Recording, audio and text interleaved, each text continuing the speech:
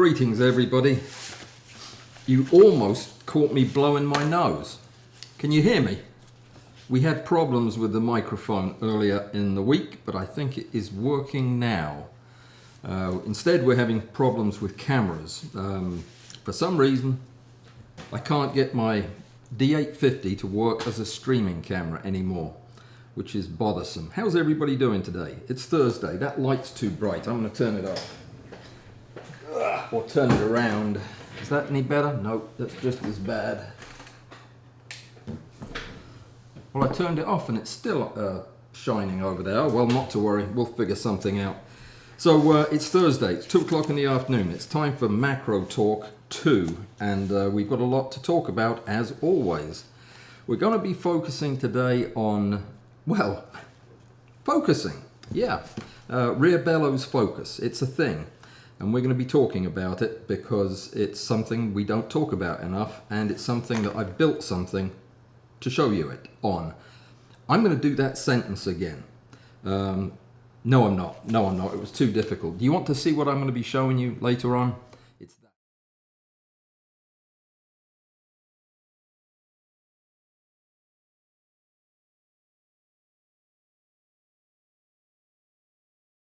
In just a little bit. But first, let me say hi to some folks, and I hope Rob is here because I wanted to say a special thank you to Rob in Peebles, I guess, in the Peebles area, in the borders anyway. Thank you, Rob. That was very generous of you. I do appreciate your help hugely. And that goes also for Larry and everybody else who has been so kind this month. I appreciate it. I didn't clean my glasses again because of bad timing. Bad planning, but there you go. Crispy B is here and says hi. Susan is here and says hi. Susan, I've already broken your batteries, both of them. They charge and then they discharge immediately, so I've done something wrong. I don't know what it is. I'll try something different with it, but I'm looking right now for about 1.5 miles long cord to take the thing up to the woods. We'll try that. Okay, so Robert is here. Robert, I'm going to answer your question. I'll answer it now. Robert got in touch and said, need a pointer, a tip for a good XYZR translation stage lab lifter setup, something to put his specimens on. And, you know, I've gone round and round with this and I've made recommendations all over the place, and I'm going to do that again today. I'm going to put in the show notes at the end of this video, I'm going to put the list of things I'm getting ready to talk about. But with an eye on being cheap, there's 2 things that I think that that I would say are the rules of thumb. Number 1 is get the best you can afford within reason, which means, if possible, get a used Newport or used Thorlabs equipment, any of their stuff, XYZ or XY or just the X translation table is better than getting one of the cheap ones. I regret buying that cheap one, but there is an exception to that, and that's the lab lifter. And there is one particular lab lifter it's made, I guess, in one factory, and there's about 15 different brands of it, but it's the one that looks like this. This is only $69. It probably costs $400 shipping. I don't know. I haven't looked. But any of them that have this very heavy, the very heavy legs and the very heavy top and bottom with a big knob on it, they're made by, I can't remember the name. They're all hard to pronounce. If it's hard to pronounce and it looks like that, it's probably a good bet. Now you can buy these in the US for about 180 bucks. Or you can wait, you know, 1.5 years and get it from China on the slow boat. That's up to you, but that is a very, very stable platform. Everybody who has one of those is happy with it. And as far as the XY stuff, I'll put my recommendations in the show notes. And one good thing to do is to check out Light Glass Optics, the place you probably got your 5X Mitutoyo from. That place sells used Newport equipment, and I'm sure that Jeff there would give you a good price if you asked him for a good price. Okay, so that was that. And while I was over there, I was going to show you a picture. I bought an old 105 manual Nikon lens, and I bought it with a couple of other things that were broken when they arrived, and I never heard back from the seller person. So it wasn't an altogether thrilling adventure getting the lens, but the lens has turned out to be lovely. It's very old, not in very good shape, but boy, is it sharp. I wanted to show you one picture that I took in the 10 minutes that I got out to take pictures this week. And that was about the only time I got out. And I shot a bunch of these shots of little long-legged flies, Condylos stylus something or other. Yeah, that's pretty. I love the sharpness of it and the color and what have you. Just thought I'd show that. I never show pictures anymore. I'm too busy. So I was saying hi to people, wasn't I? I got as far as the first person on the list, which was Robert, and then I stopped to answer a question. But Harold is here from Norway, where autumn has started to creep in. You heard about the stop screws for the PB6. Where do I send my address, email, Discord, or elsewhere? Just email it to me. That's the best way. Yeah, send it to me by email, and I'll recognize your name. And I'll find it in the email, and I'll put them in an envelope and send them to you. I have not been using the printer much, not because I don't want to. In fact, very much want to. I've got all kinds of projects I want to be doing. Just have been too busy with video stuff. But I did get some supplies for my lens holder. I got 1/4 inch 20 thingamajigs that go in the bottom of the foot of the thing. These are the ones I wanted to get, and I don't know why I didn't get them in the first place, but I'm excited about these. And I got some neoprene tape in a smaller size that should fit better than the other stuff did, but it looks awfully thick to me.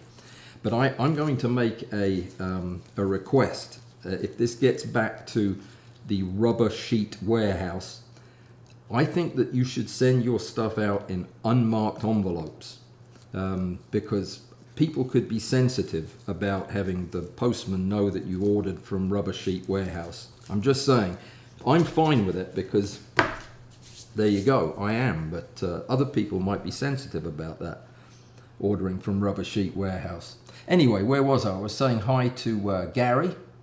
What's going on, Gary? Oh, you're chit-chatting away with Harold over there. By the way, if anybody else wants any of the little nubbins that screw in the end of your bellows to stop your lens falling off because you lost yours right after you got your bellows, just send me your address and a stamp and an address, and I'll send them to you. I've started doing that with the mailing to try to save some money, and everybody stopped sending me mail, so that was a good idea to bring that up. So it's called a stamped addressed envelope. If you didn't know that, that's what it is. If you send me that, I'll send you the buttons back. So where was I? I was at Gary and Alistair. Good evening, Alistair. And Robert. Greetings from Heartland, Illinois. Nothing but cows, corn and soybeans, and heat from what I understand. My friend Laura is up there, and she told me it was 195 degrees in central Peoria. Where is it you live, Laura? Peoria, I think. Illinois. Yep. Very hot there. Hottest it's ever been. But Mike is here from Arizona, who says it wasn't hot 2 days ago and it's hot again now. Strange days, strange days. Bud is here, and he can see us clearly now, I believe. That's very good news. Glad you're here, Bud. Glad everything went well. And Vivian, greetings from Ireland. We're going to be talking about Ireland today. I'm going to be actually going to Ireland this afternoon, right after this is over. In fact, immediately after it's over, I'm going straight to Northern Ireland, which isn't Ireland. I know that, but yeah, there you go. Meet with Robert today. The video of the interview with Robert is complete and done and long, and I rather liked it. And I finished it last night about midnight and sent it to Robert, and he wants me to change stuff. So this will be the last day that we're friends, but I will get the changes made and we'll get the video out hopefully today. Hope so. And there's another video coming out. It concerns the Mac Studio, the M2 Ultra. And yeah, it's a different kind of review. It is a review if it was done by somebody who doesn't know jack about computers. So that's going to be entertaining. And that comes out today or tomorrow or the next day, sometime soon. What else is coming up? There was something else. Oh yeah, I'm going to be doing outdoor rear bellows focusing and using the rail out in the woods so that I can say I've done it and I'm an expert at it. So that's what I'll be doing. I was going to do it today, but it looks like it's going to thunder shower right after about 3 o'clock when we're done. Okay, that was too much information. I recognize that. Crispy B, greetings. And let me see, Ingolf is here. Greetings in Germany. Ingolf, glad you're here. I've been talking to a lot of German people today. Oh gosh, you know what? I asked a certain group of German folks named Novoflex to get back to me about something, and I didn't check my email. I ran out of time. I'll do that while I'm talking, so you won't be aware of it.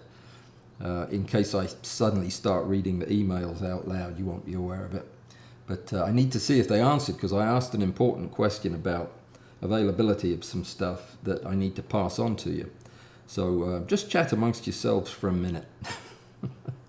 I'm gonna do this thing and have a quick look. It should kind of jump out at me because it is rather. Nope, they didn't get back to me, so I don't know what the answer is. Bud, this would be pertinent to your question from earlier on, but I can't make an announcement because I don't have any inside scoop from the horse's mouth, so to speak.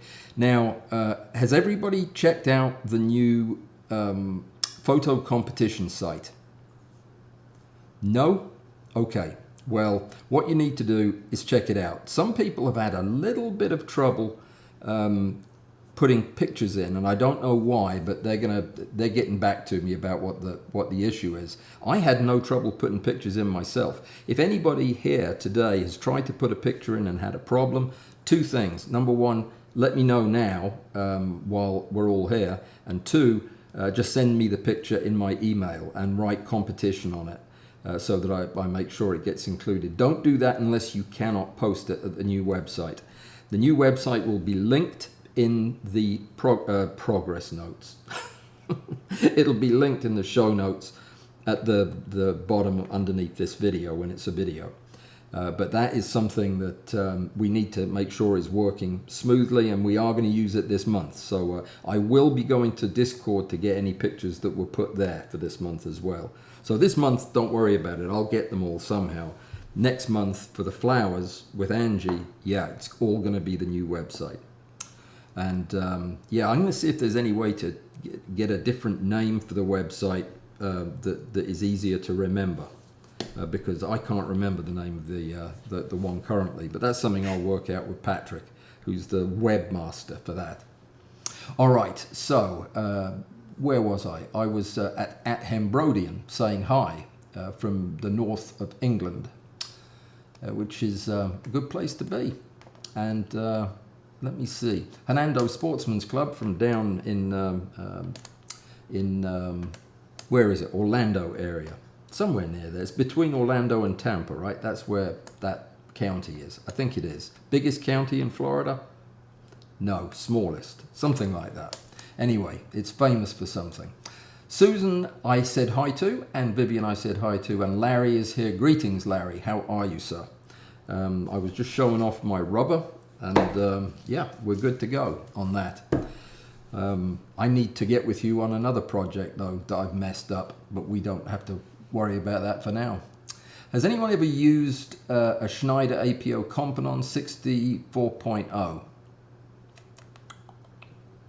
I think I have, yes, but I can't remember if I liked it or not. I borrowed it from somebody, but it was a long time ago. No, I'm not gonna. You know what? Go over to Robert O'Toole's site. He must have talked about it over there. I think he has. I think he's got an article on that. But go check that out. And if he hasn't done it, email him and tell him to check it out, and he'll do it. All right, it's raining in Norway, says Nils. That doesn't surprise me, says Alan. I mean, that's Norway for you. It's like saying, oh, it's raining in Seattle. It always rains in Seattle, they say. I mean, I don't know. But I was talking to somebody yesterday who lives in that area, Klaus actually, one of our members. And yeah, he was telling me that it's pretty miserable up there, that it starts raining in September and rains until spring. I didn't like the sound of that at all. Yeah, I prefer it when there's a bit of dryness in there somewhere. So yeah, let me get on to some focus stuff after I say hi to Joseph, who's in hot and sunny Detroit. We're recovering from flash floods. Yeah, there's been some awful weather locally too.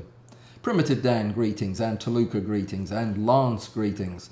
Ralph from Pinner, greetings, and Ian Wilkinson, good evening, in sunny South Devon. I love South Devon. It's probably my favourite corner of England. Do love it there. I used to go on my summer holidays down there. So let me see. I think I've said hi to everybody. That's a great question from Joseph. Did I ask Novoflex why the North American price on the Castell Micro is $1,000 higher than the European price? I sure did. And it was pointed out to me that if you look carefully at the pricing, and I have been misquoting it, so this is an erratum as well. I was telling everybody it was $3,000 and it's $2,000 in Europe. It's actually $2,000 or a little less over here. It was the kit that includes the bellows that I was quoting at $3,000. My bad. I didn't realize the one that B&H had for $3,000 included the bellows with the rail.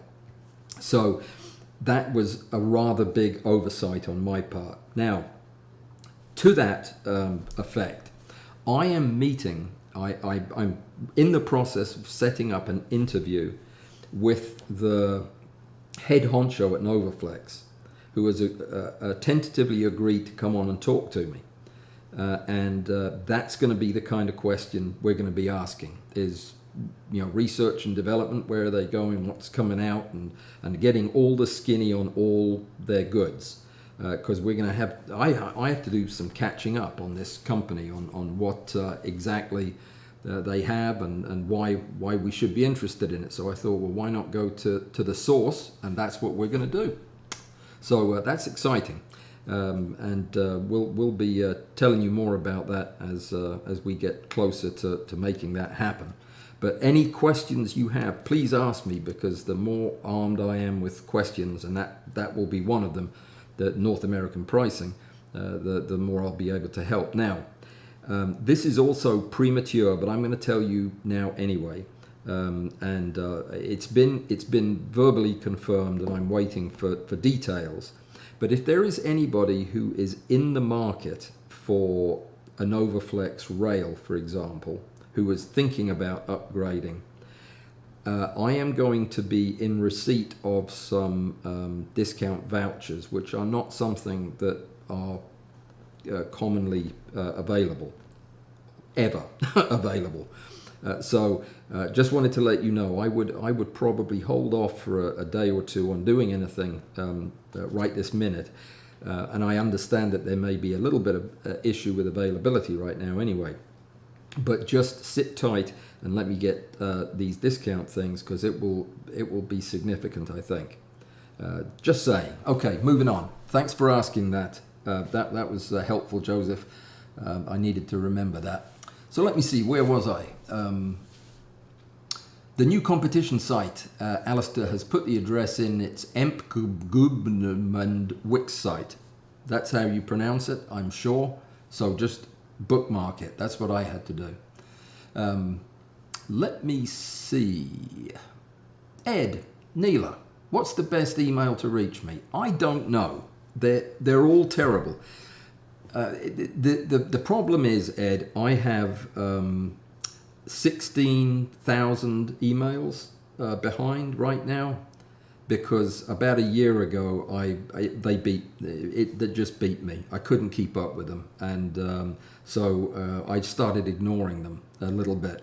Now I try to answer my VIP emails, but now there are hundreds and hundreds of those. So it is desperately bad situation. As soon as it's only been 5 years, we just started doing this, but as soon as this takes off, and I can afford to do so, I'm going to hire somebody to work in the office and deal with all of that communication stuff. That is my dream. If I can do that, I'll be happy. But I need to be able to pay that person to do the email. And that way, when you send me an email and it's important and it's for me, it'll come to me, and then I'll be able to deal with them, as opposed to dealing with millions of them. So just send it to me at contact@Allan Walls Photography, and I will go looking for it this afternoon, okay? Everybody heard that, didn't you? So that will be everybody who wants to email me will do so this afternoon. Okay, well, there you go. I asked for that one. And Alistair already answered that question. Thank you, Alistair. That is the correct address. Very good. All right. Let me see. Joseph saying 1899, which is 2052 in the US, and no, that's not for the manual version. The manual version is about $700. Phil in California is, I think, in receipt of one of those recently. But yeah, they're about $700 or $800. I haven't seen the prices today. The manual, the automatic rail, the Castel Micro is the one that's almost $2,000 in Europe, and I think it's the same here. Okay, J.A. is here, and he's from Tring. Is that a place? Tring, it sounds like a joke place, but is it real? I'll be. Never heard of it. And Jan is here. Greetings, Jan. I was going to show you something, and darn it, I'll find it. No, I can't. It's on the other computer. I'll send it to you. Jan, I've got an insect in flight. Yeah, it's a long-legged fly, and I'm going to tell you that it was caught on the rig. It wasn't. It was caught accidentally while I was taking a picture, but it's impressive, so I'll show it to you. Insect in flight. I am not going to attempt to. I built the harness for the infrared insect interrupter device, but there's no way I can wear it outdoors in this heat. I wouldn't make it to the car. I really wouldn't. It's so humid down here. But first decent break we get, I'll be out there looking for mushrooms and flying bugs. I'm desperate to find some mushrooms now. I spent hours talking to Robert over the weekend and looking at his pictures of mushrooms, and I really, really want to get this rig going on some mushrooms. They're so pretty, the pictures he takes. Okay, so where was I?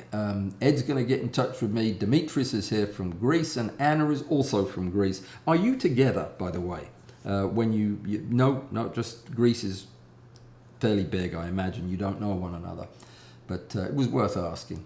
And Phil, the 3000 version at B&H includes the bellows, says Phil. There you go. So we're all consistent on this. Thank you for doing that. And Robert O'Toole did in fact review the Companon, but only did one test at 2x. I'll ask him. That's a good idea. Thank you. Crispy B, you know Robert? I tried to get in touch with Robert and he wouldn't talk to me.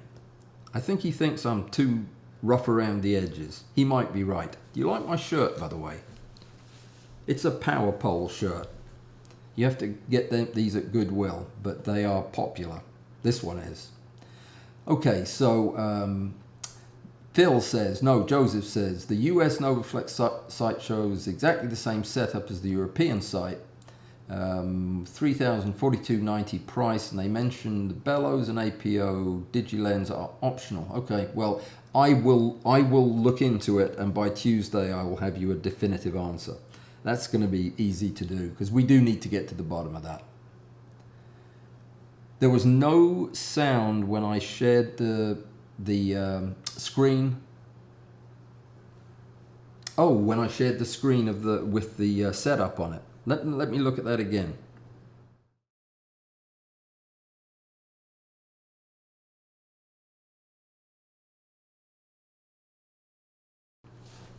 Is that any better? I bet it is. Okay.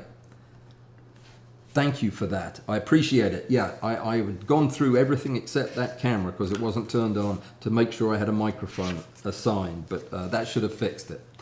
Okay, so let's talk for a minute about, before we get further into this conversation about the Novoflex stuff, which I am interested in definitely. Let's talk about what rear bellows focus is for a minute. And I'm going to bring this over.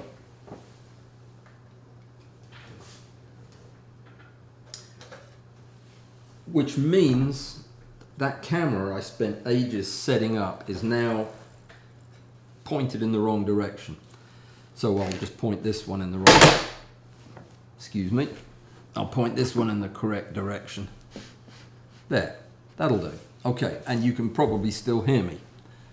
I hope you can still hear me. All right, so when you focus your lens, you're doing so that you bring the points that represent the points of your subject close enough together on the sensor that they appear to be one, so that you're getting as close an approximation of the reality on your sensor. And the way you do that is by moving the various elements in the lenses, in the lens that you're using, so that that image forms at the right place in respect to your sensor.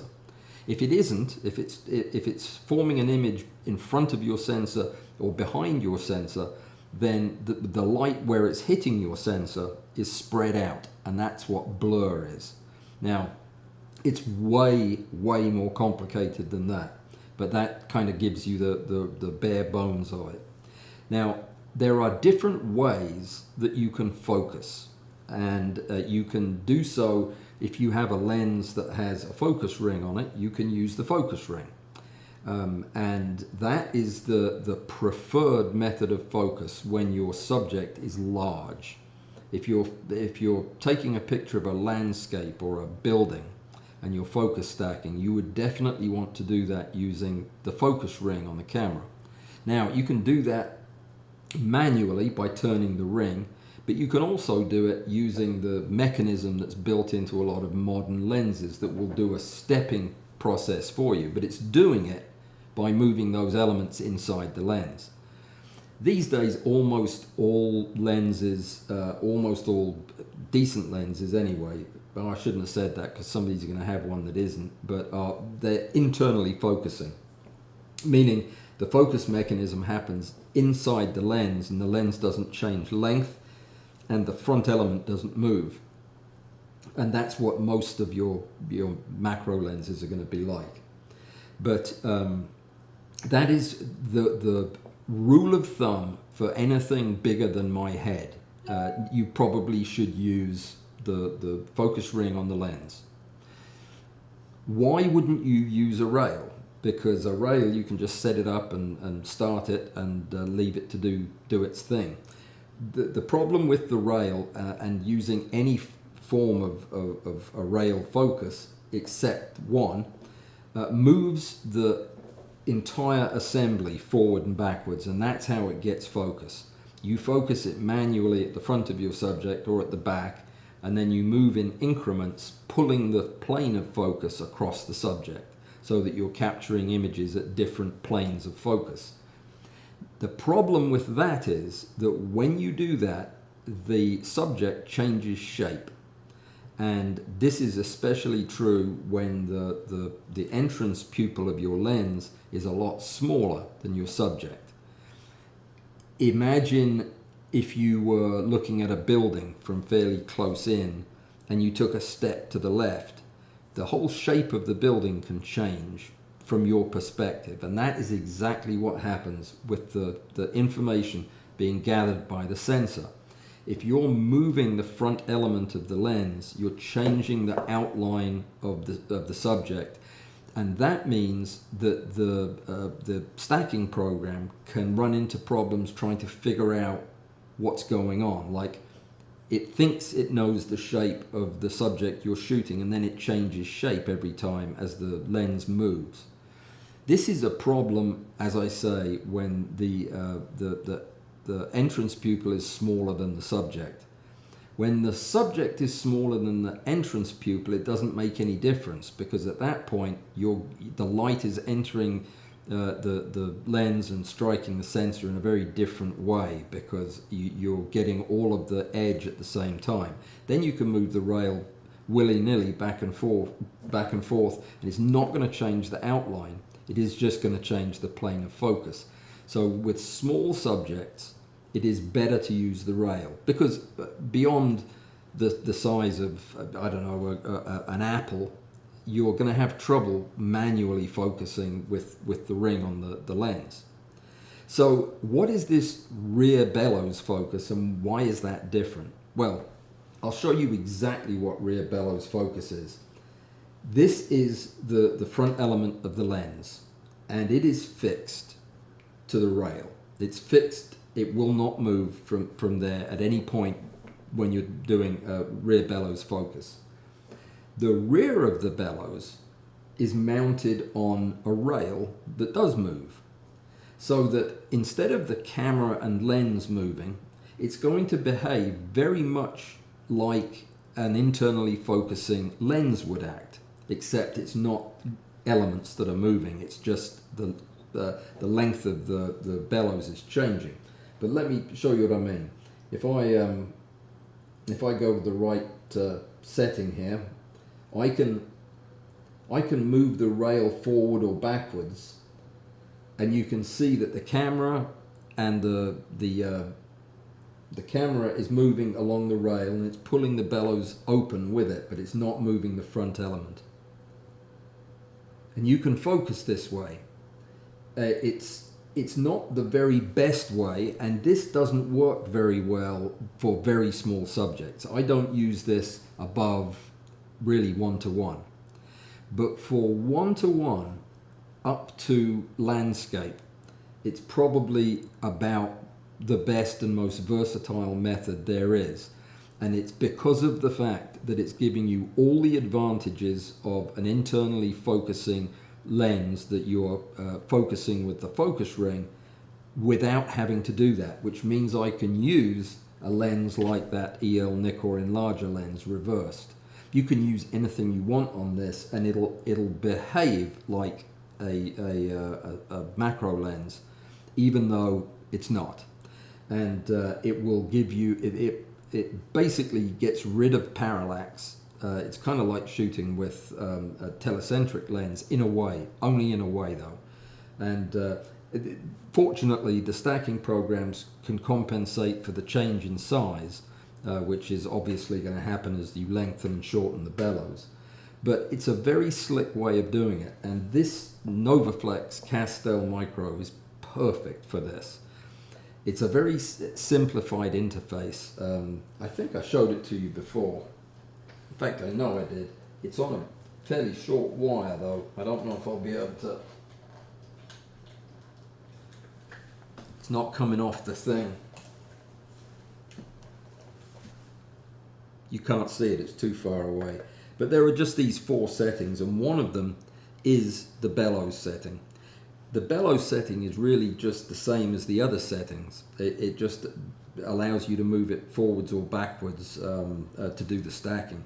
But otherwise it's pretty much the same as the others. It really is a very simple interface. It took me 5 minutes, 2 minutes to learn how to use it just from following the prompts. It's fairly straightforward, and this is the whole thing, by the way, except for the fact that I'll need to come up with a way to make the batteries last longer. With the batteries, you don't need the power cord at all. I mean, and Robert tells me that this will operate all day at just standard use with one battery. So he must get different batteries than you, Susan. But yeah, he says it works well, so we'll give it a try. Now, there was a DIY part to this, and I do want to show you this because it's. I'm going to unplug the rail because I want to show you the mechanical part of this. I don't know the best way to do it. I'll just take it off the tripod. This rail really is made for using with a tripod. It is perfectly balanced for using on a tripod, whereas some of the others are not. But I need to get a better tripod if I'm going to be doing a lot of this stuff, because I wouldn't trust that one. It's very old. So let me see if I can show you a little better. I'm using a mirrorless camera here, and I don't have a shutter release cable for this.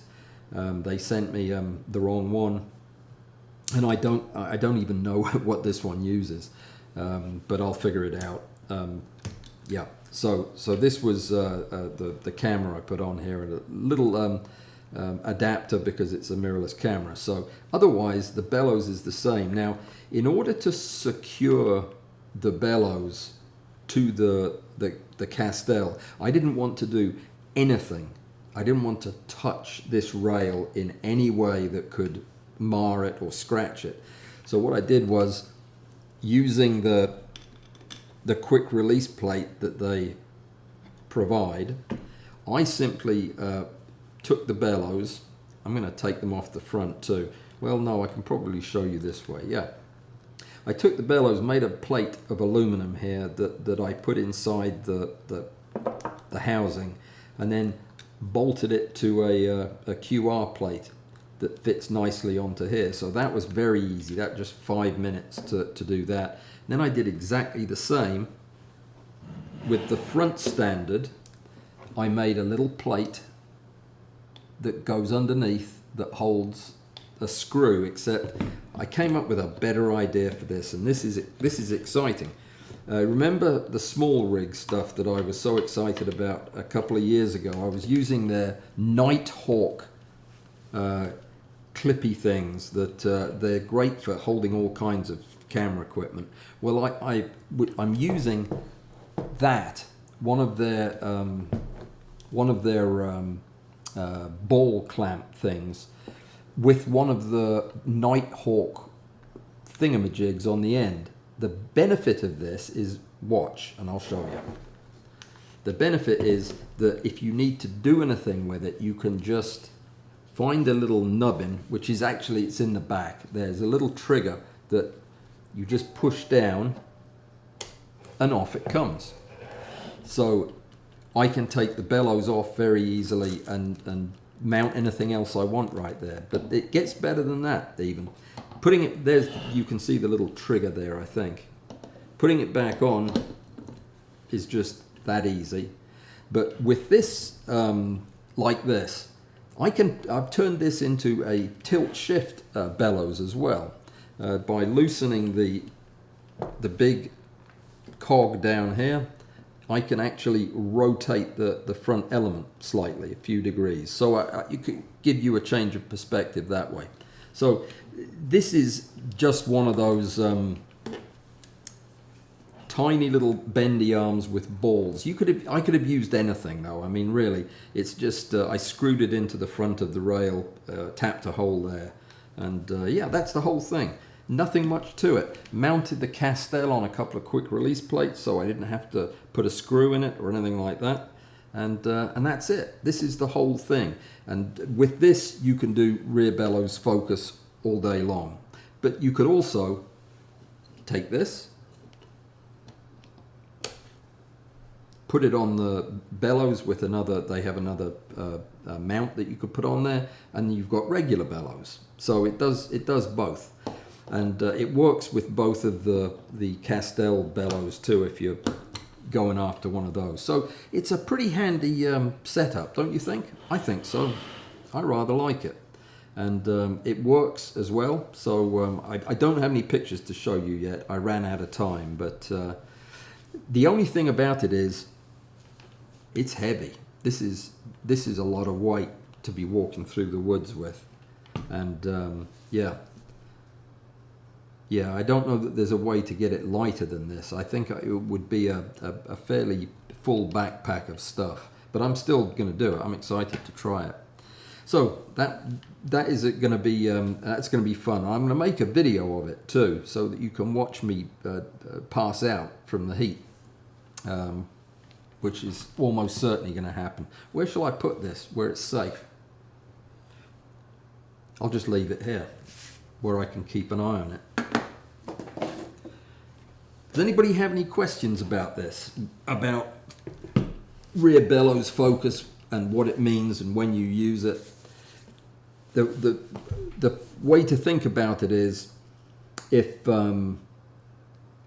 anything it strikes you as being a little bit big to comfortably do with the rail, then do it with rear bellows. That's or with the ring of your lens. But this really comes into its own when you're using lenses that don't have focus rings. Obviously, this replaces the focus ring of the lens that doesn't exist. All right, let me see. There's got to be some questions here. Question from Bud: is the 160 millimeters maximum extension of the Novaflex bellows a problem for Mitutoyo? Are extension tubes required in addition to bellows? Well, they would be. I have rather gotten away from using bellows with my microscope objective, simply because as time has gone by, I've become more wed to that one setup, the Roboto tool setup that I use. It seems to be superior to any other system that I've used, and I have all the tubes for that. So when I'm using tubes, it's not quite as much fiddling around to get things set up, because each of my tube lenses has a tube set with it, and they're all set up and ready to go. So it would be a problem if you were trying to get out to 196 or 234 millimeters in the Roboto tool setup. Somebody's paging me, which means there's a sound problem. Oh, no, there was a person at my front door, and they left, probably with my package. Who knows? But yeah, so the what were we talking about? Oh yeah, the bellows. It would be, but they make two bellows. They make the big ginormous round bellows, and they make the littler one, the square one. And the square one, I think, extends far enough. But yeah, you're absolutely going to need to add extension on the front of that for your infinity space, unless you're using a very short infinity space. I like to use a slightly longer one, so I definitely have at least 30 millimeters of extension on the front. 160 is, it's actually not bad length for bellows, and by the time you add in, an adapter or a helicoid or whatever else you might put on the near side, you should have no trouble getting all the distance you need. Certainly, I've never had a problem with my bellows, but they are 200 millimeters. Good question. I'll think more about that, Bud, and get back to you.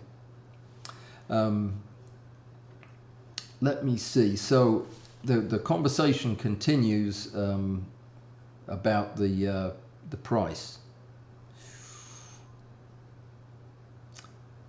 There's been a lot of discussion while I was talking, like pages upon pages of it. So forgive me if I miss anything important. Crispy B, did I ask you if you know Robert? Tell him to answer my email from 5 years ago. I'm sure he will. Okay, so you just go back and forth about the prices, guys, but I will come up with the definitive answer to that question. I'll probably, between now and Tuesday, I will talk to Martin, who is the man over there, and I'll ask him exactly what you asked me to, and we'll get some answers. Okay. Bud says, no bellows mentioned the B&H site in the What's in the Box tab for the Novaflex automated rail. I don't know. It was in the pictures, so I'd have to look, and I will check, and I'll put a post up about this, because this is important, because this is expensive stuff. And somebody else asked me, what about buying a European one and getting it shipped? I have certainly done that with many things. It is very favorable to get stuff from Europe for us. It's very unfavorable to send stuff to Europe, because they have new rules where they charge for all kinds of things for you picking up a package over there. It's not a very friendly system, but over here it's fine. So you can get stuff sent without any problem. What was the last thing I got my printer from Europe, my 3D printer, and that was definitely the only way to go on that. It was much more expensive over here. So yeah, we'll get to the bottom of it one way or the other. So we fixed the sound thing, and we're down to just Crispy B. Just chatted with him a few times. Oh well, yeah. I think I may have exchanged words with him on photomicrography.net, but only briefly. But anyway, that's neither here nor there. The B&H site also refers to the bellows as optional. The bellows mode is designed for use with the optional Castable Pro bellows attachment. Right, I forgot the name of it. But you'll watch the other Robert's video that is coming out soon, I hope, because he has photographs of every one of his setups with all of these bellows and the rails, and I think you'll have a much better feel for how all the parts go together. It really is very, very slick. The way that every element is designed around the rest of the system, to where they just it's very polished, and certainly this rail is the bee's knees. Let me see. So the sound thing has been fixed, I hope to goodness. Yes. It was just no sound until I fixed it. Right. A Novoflex bellows has so many complex options, I can't imagine including one in a bundle. I couldn't either, but apparently they do. If you look at their website, they have quite a few bundles. Yeah, but you know, if you look at their website, they have quite a few really expensive Mitutoyo objectives as well. I don't quite understand that, but though, you know what? I thought the prices were high for the Mitutoyos, and then I noticed that I was looking at a 7.5, not a 5, and that's why it was so expensive. The 5 was still expensive, but I keep comparing it to the price that Jeff gave us at Light Glass Optics, which was ridiculously low. You know, he had that bucket of a few hundred of the things, and we bought them all because they were half price. But really, they are $700-800 now.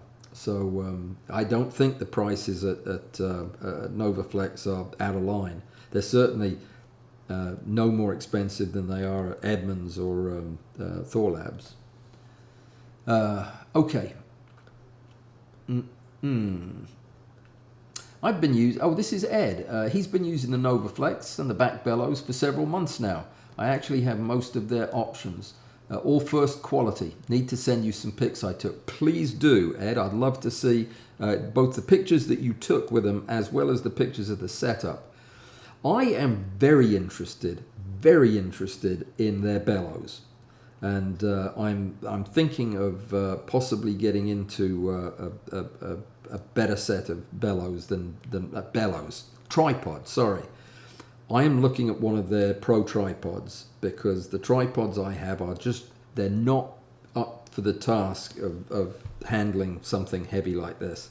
And I'm really impressed with the quality of their trio pod system.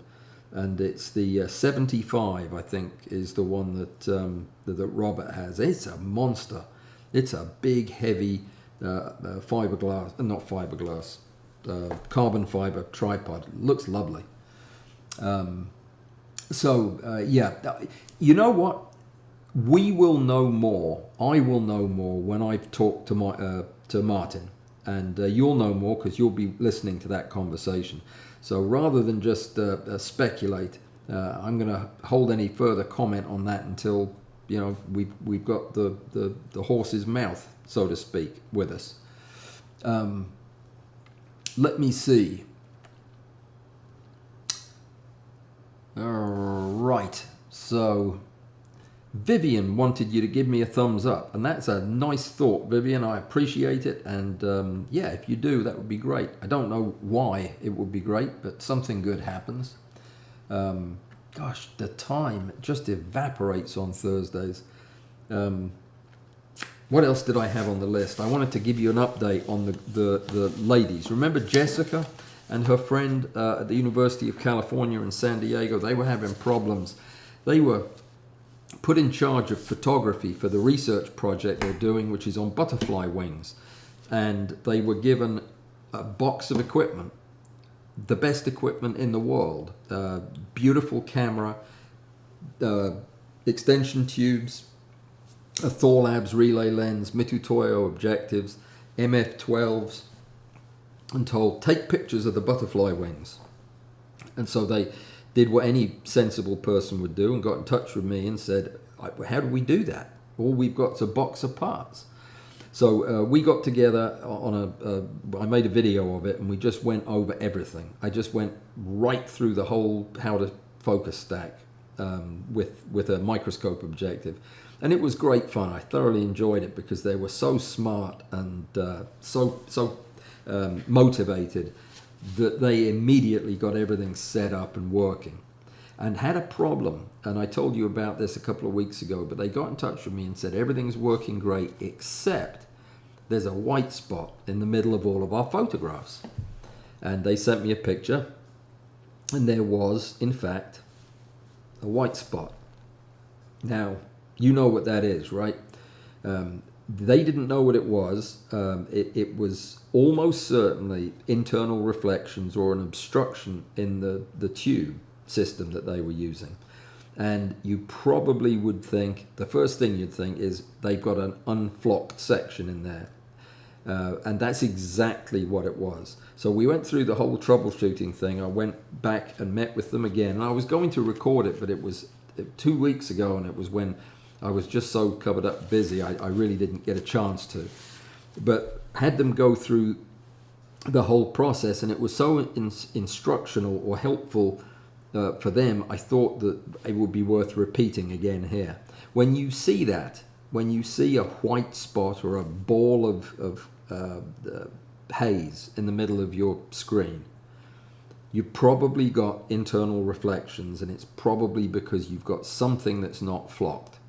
But the easiest way to figure it out is, and I made some visual aids and I've lost them, but if you just look through the system with your eyes, take the camera off and look through, if you see a glowing ring about halfway between the tube lens and the where the sensor would be, which is where your retina is, that is what the problem is. It's light bouncing off that area. And in their case, they had, excuse me, that was a yawn. Good grief, it was a long night last night. Didn't get to bed until late.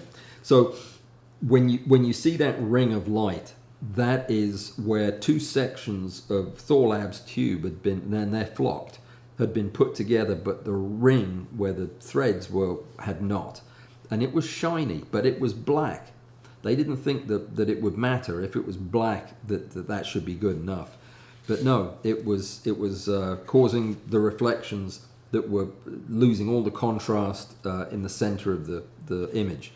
And all they did was tape a piece of flocking material right over that ring, and it went away completely. And that is a valuable lesson. The one time I had that happen to me a few years ago, I thought the same thing, that something had somehow, some unflocked part had got in there. But you know what it was? One of my pieces of flocking had peeled off, and it wasn't just a little thing. it was this size, and it was right in the middle of the lumen of the tube system. It completely obstructed the tube, yet I had a perfectly good image except for the loss of contrast in the center.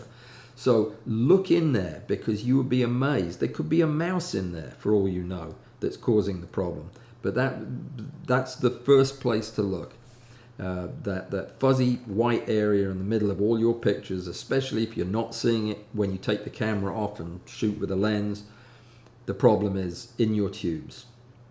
So that was all good, and then they got in touch with me yesterday. The problem? The flashes were overheating, and they're using MF12s. What do you think the solution to that one would be? Well, they weren't aware of this, that they're using a stack shot, by the way, that you could go into the configuration menu and change things like the pause between shots. The way to get your MF12s to fire all day long is to use many of them at low power and to give about 6 or 7 seconds to recycle. That has proven to be the magic number for me. It may be slightly different with yours if they're depending on the condition of the batteries or whatever.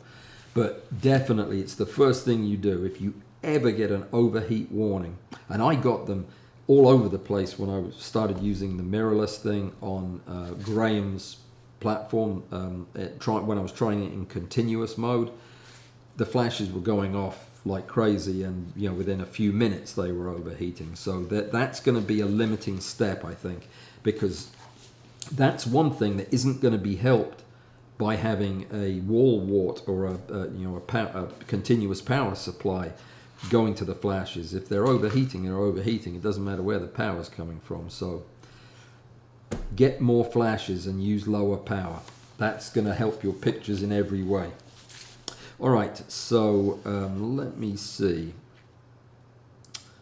We talked a little bit about Robert's question on the best translation stages. What do you guys think? What do you use? What is your best advice for Robert on the specimen moving device?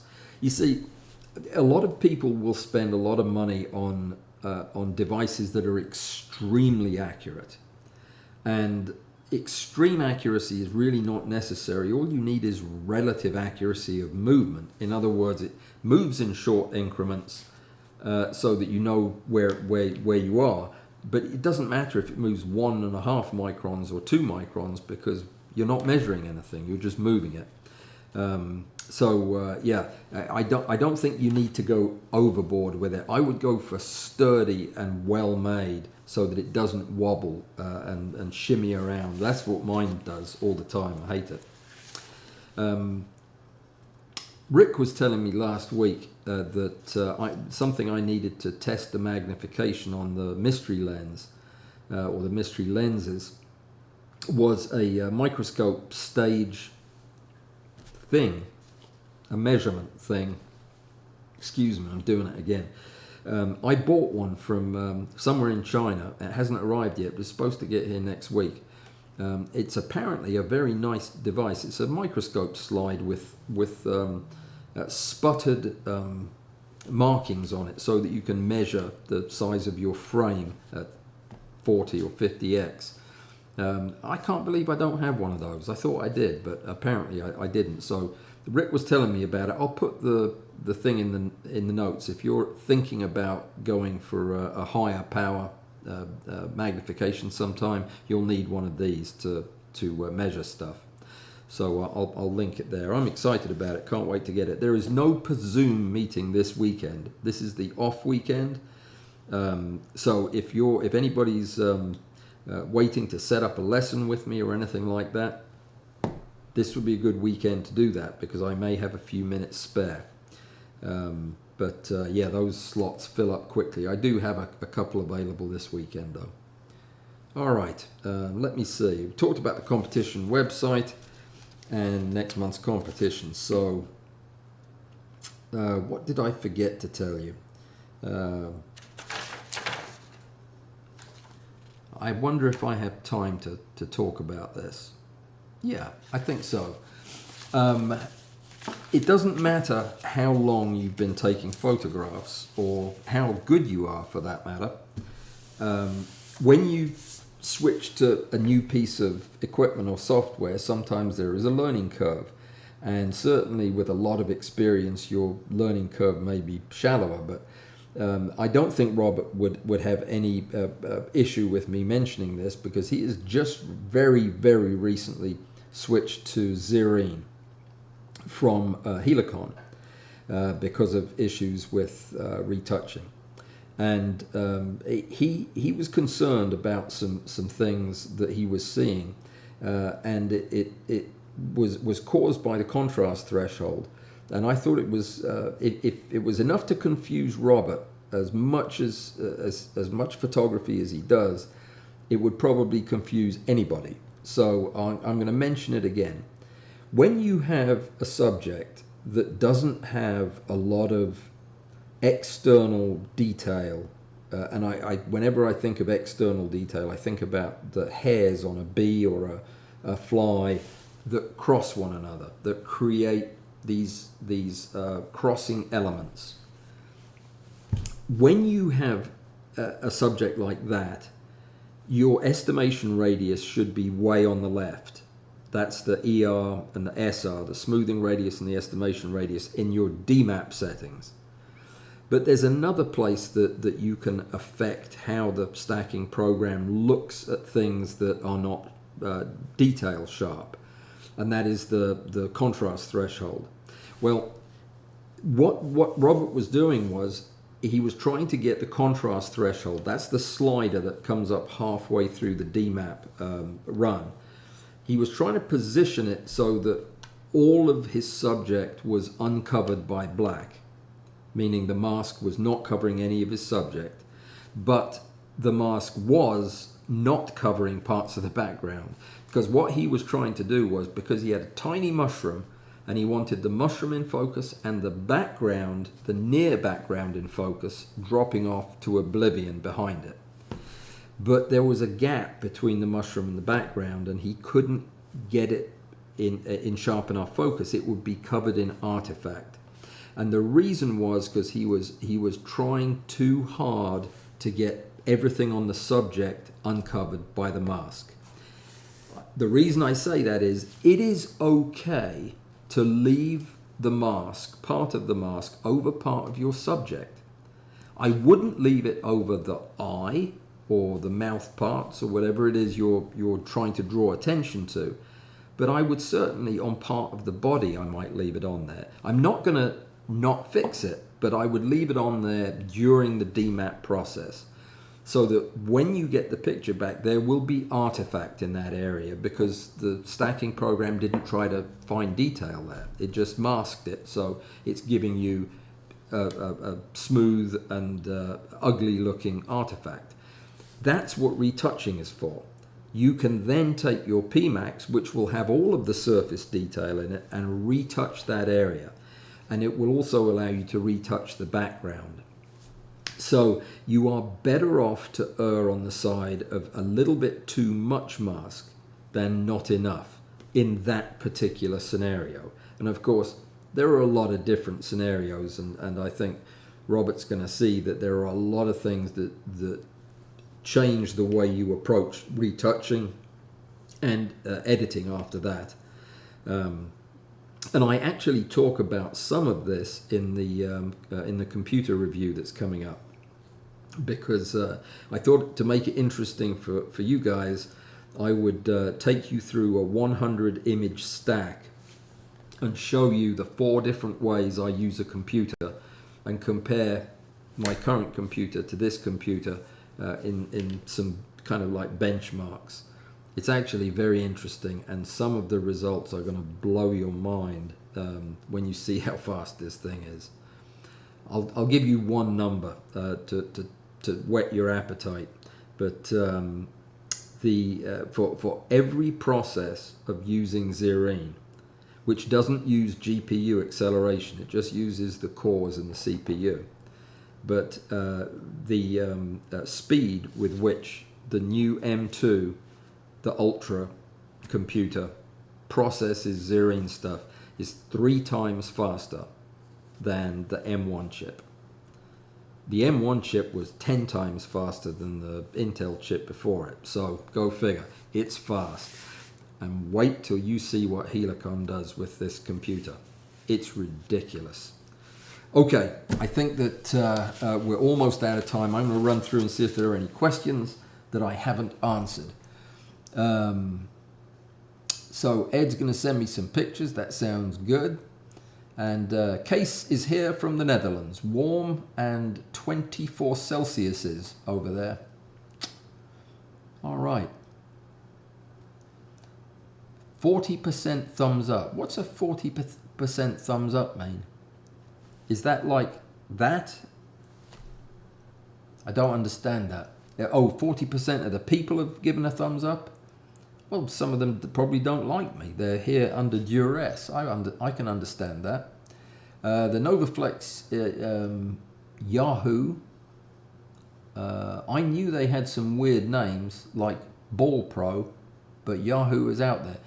I don't think I've ever heard of the Yahoo. What is the Yahoo?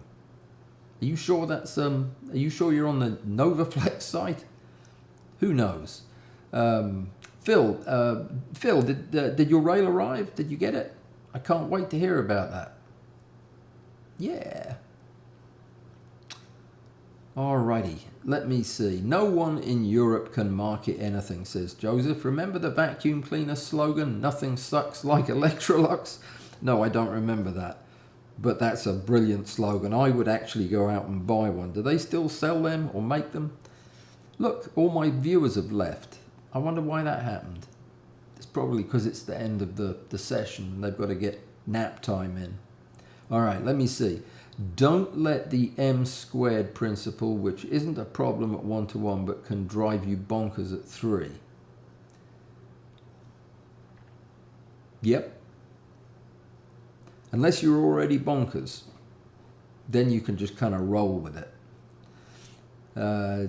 Did we answer Bud's question? I think we did. Why is the back focus bellow not better for smaller subjects than 1:1? It's not necessary, really.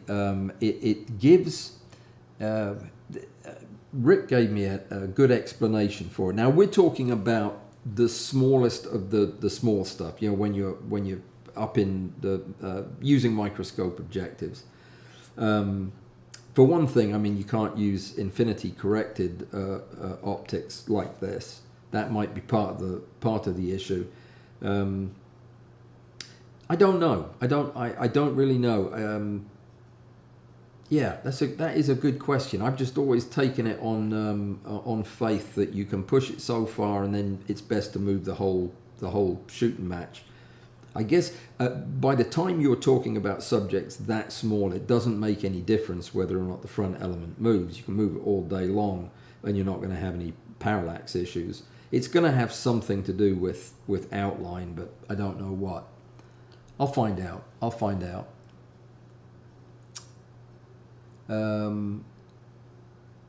Let me see. Phil is talking to Joseph about M squared, beam quality metric. Defines how beam quality compares to a perfect single mode Gaussian. There you go. Well, that's really pretty much where I drop out of the conversation, when somebody says Gaussian. So if you have a subject at 3x that needs the focus steps to cover 5 millimeters, quite a reasonable number at 3x, where a full frame camera covers 8x12, you have to shift the rear standard 45 millimeters. Yes or no? Is there an instance when I would use the auto bellows? What auto bellows? The bellows that talk the Balpro? Yeah, I mean that's just their regular bellows setup, where the whole thing moves on the rail. So that would be your standard bellows setup. Yeah, I feel like this is a difficult conversation to follow when you come in a bit late.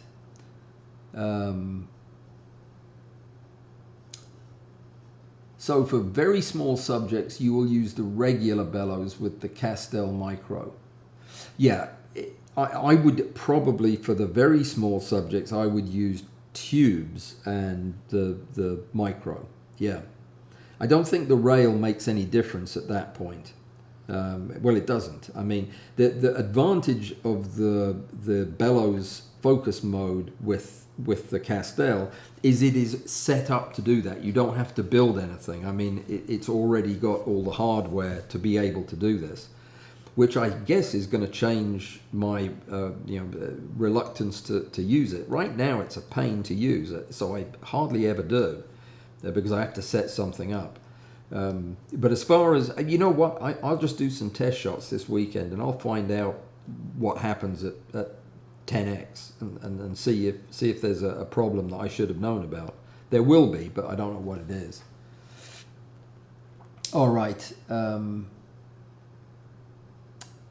stepper to the rear standard of an unmodified PB4 or PB6. Yeah, except have you ever tried, well, obviously Joseph has, but I mean, I have tried to use a bellows rail, a Nikon bellows rail, as a linear rail, and it's useless. It wobbles all over the place. It gives you a tilting, constantly tilting point of view. Yeah, I don't like doing that. I like it to be on a separate rail that's moving flat. I think that I think that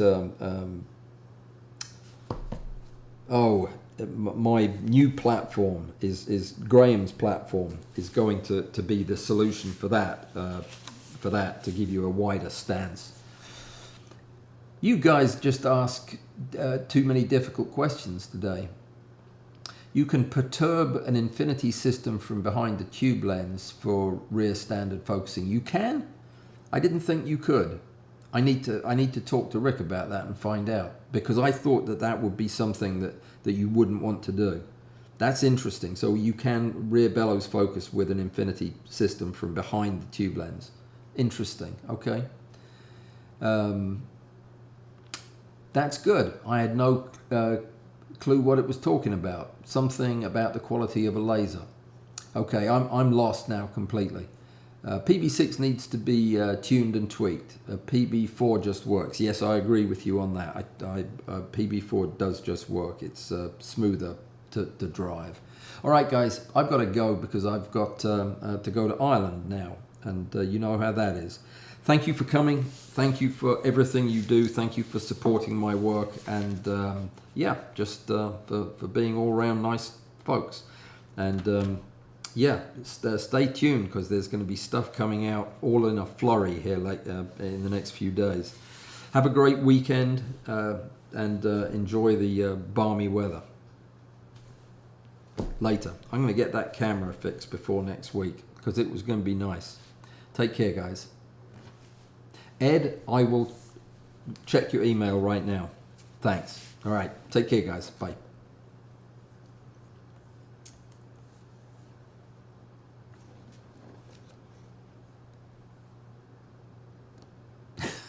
No, Crispy B, it's not. It's not a euphemism. I am going to Northern Ireland to meet a friend on the Zoom. Take care, guys.